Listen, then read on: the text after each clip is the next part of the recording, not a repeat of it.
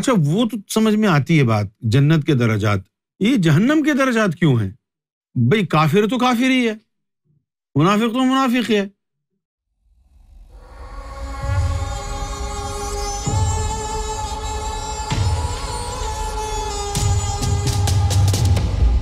اچھا بھئی یہ ہو گیا کہ بہت سی روحیں ادھر لپکیں، ان کے مقدر میں بہشت لکھ دی گئی، پھر جس کے ہاتھ لگ گئیں اسی کی ہو گئیں۔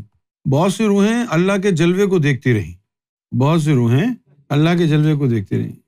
اچھا اب اس کے اندر دیکھیں آپ، جلوے کو دیکھنے کی جب بات آئی ہے تو یہ نہیں کہا کہ نبیوں کی روحیں دیکھ رہی تھیں یا ولیوں کی، بہت سی روحیں کہا، بہت سی روحیں کہا کہ وہ اللہ کے جلوے کو دیکھتی رہیں۔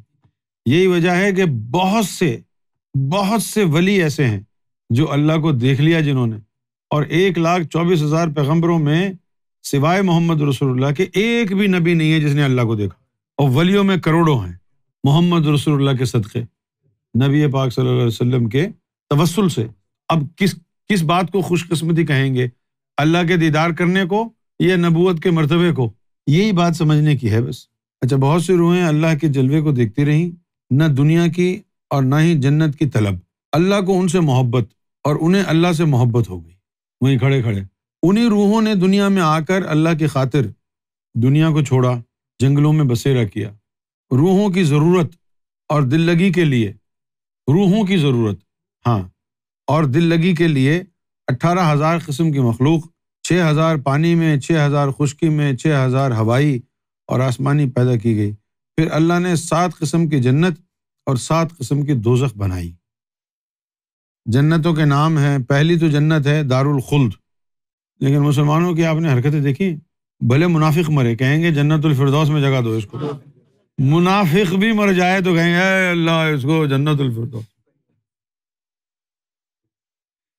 سرکار نے ایک دفعہ یہ بات کہی کہ اگر تم کو پتہ چل جائے کہ جنت الفردوس کیسی ہے تو کوئی بھی دعا نہ مانگے کہ جنت الفردوس میں جگہ دے، وہ تو دیدار الہی کی جگہ ہے، وہاں کون سی حوریں پھر رہی ہیں، جنت کے اندر بڑے بڑے محل ہیں، وہ تو اللہ کے دیدار کی جگہ ہے، وہاں لوگوں کو اللہ تعالیٰ دیدار دے گا، وہ دیدار کے بعد 70,000 سال کے لیے بے ہوش ہو جائیں گے، ہوش آئے گا کہیں گے حل من مزید، پھر دیدار دے گا پھر بے ہوش، تو وہاں کے محل کی ضرورت کیا ہے جب بے ہوش ہی پڑے رہنا ہے؟ تو حوریں ضائع کرنے کی ضرورت کیا ہے؟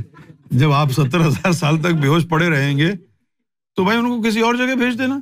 اچھا اب یہ تو معلوم ہے لوگوں کو کہ 7 جنت ہیں۔ اچھا ایک تصور اور میں نے لوگوں میں پایا، لوگوں میں غلط فہمی یہ ہے کہ جنت ایک ہی ہے، اس کے دروازے 8 ہیں۔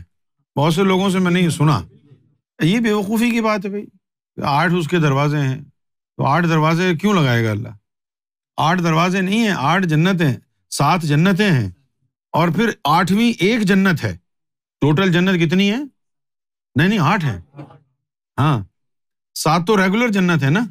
ایک جنت اللہ تعالیٰ نے صرف سیدہ فاطمہ کی سرداری کے لیے بنائی، سیدہ فاطمہ کے لیے بنائی۔ نوجوانوں کے سردار جنت میں سید الشہداء ہوں گے، امام حسن امام حسین ہوں گے، اور ایک جنت اللہ تعالیٰ نے سیدہ بی بی کے لیے بنائی، جس میں اللہ تعالیٰ جو ان کی محبین ہوں گی سیدہ فاطمہ کی، جو عورتیں مومنین ہوں گی اور جو ان سے محبت رکھنا چاہیں گی، جو سیدہ فاطمہ کی غلامی کرنا چاہیں گی، وہ کہیں گی ہم نے اس جنت میں نہیں جانا، ہم نے تو سیدہ فاطمہ کے ساتھ رہنا ہے۔ تو اللہ تعالیٰ ان عورتوں کو اس 8ویں جنت کے اندر سیدہ فاطمہ کے ساتھ رکھے گا۔ تو کل ٹوٹل جنت کتنی ہو گئی؟ 7 تو یہ ریگولر جنت ہے، 8ویں جنت سیدہ فاطمہ عورتوں کے لیے ہے، اس میں عورتوں۔ امریکہ کی بات ہے، سرکار تشریف فرما تھے مظہر بھائی کے گھر، تو وہیں ورجینیا میں ایک عورت آئی اور آ کر کے جو ہے بڑے ہی عجیب و غریب انداز میں بولنے لگی۔ اب ان کو پتہ ہی نہیں تھا کہ سرکار کون ہے۔ وہ آئی کہنے لگی کہ بھئی آپ تو مردوں کی ہی بات کرتے ہیں، مرد جنت میں جائیں گے، ان کو حوریں ملیں گی، ان کا یہ ہوگا، ان کا وہ ہوگا، عورتوں کے لیے کیا ہے؟ آپ نے مردوں کی ہی تعریف کی ہے، عورتوں کے لیے کیا کہا ہے؟ عورتوں کا کیا ہوگا؟ ہم نہیں رہنا چاہتے اس جنت میں۔ تو سرکار نے فرمایا کہ بیوی اتنے ناراض کیوں ہو رہی ہے، بیٹھ جاؤ۔ اللہ تعالیٰ نے ایک جنت صرف عورتوں کے لیے بنائی ہے، جس کی سردار بیوی فاطمہ ہوں گی۔ اگر آپ نے اپنے شوہر کے ساتھ اس جنت میں نہیں رہنا تو آپ اس جنت میں چلے جائیں، یہ چیخنے چلانے کی کیا ضرورت؟ بیٹھ گئے۔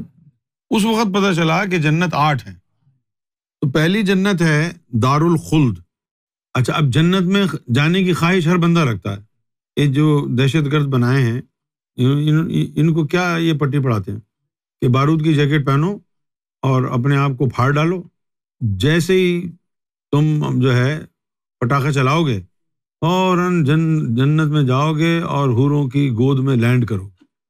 وہاں 72 حوریں تمہارا انتظار کر رہے ہیں. جیسے حوریں نہ ہو گئے ٹماٹر ہو گئے.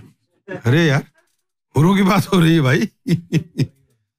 اور جو پہلے درجے کی جنت ہے اس میں جانے کی شرط یہ ہے کہ پہلا لطیفہ تیرا اللہ کے ذکر سے آباد ہو، گویا ہو، ذاکر قلبی کے لیے بنائی.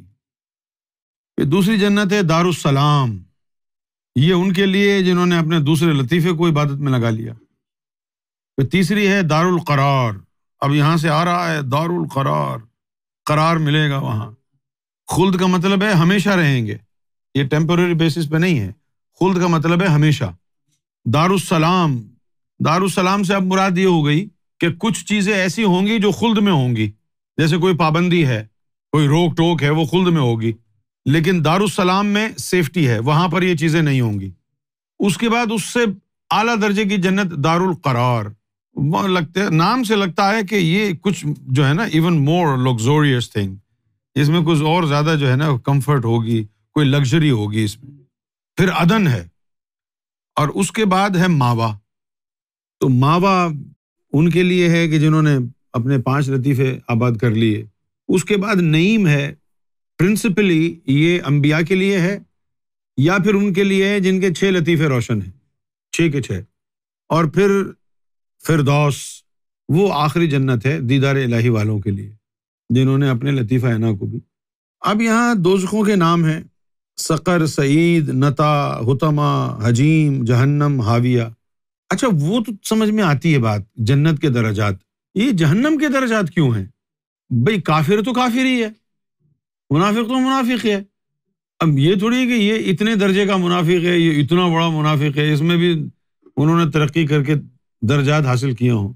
نہیں، یہ 7 جو جہنم میں اللہ تعالیٰ نے بنائی ہیں نا، یہ 7 ہستیوں کے حساب سے بنائی ہیں کہ جو اس ہستی کا گستاخ ہوگا وہ اس جہنم میں جائے گا، جو ان ہستیوں کا گستاخ ہوگا وہ اس جہنم میں جائے گا، جو ان کا گستاخ ہوگا وہ میں جائے گا، جو امام مہدی علیہ الصلوۃ والسلام کے اور نبی پاک کے گستاخ ہوں گے وہ جو جہنم ہے اس کا نام ہے حاویہ.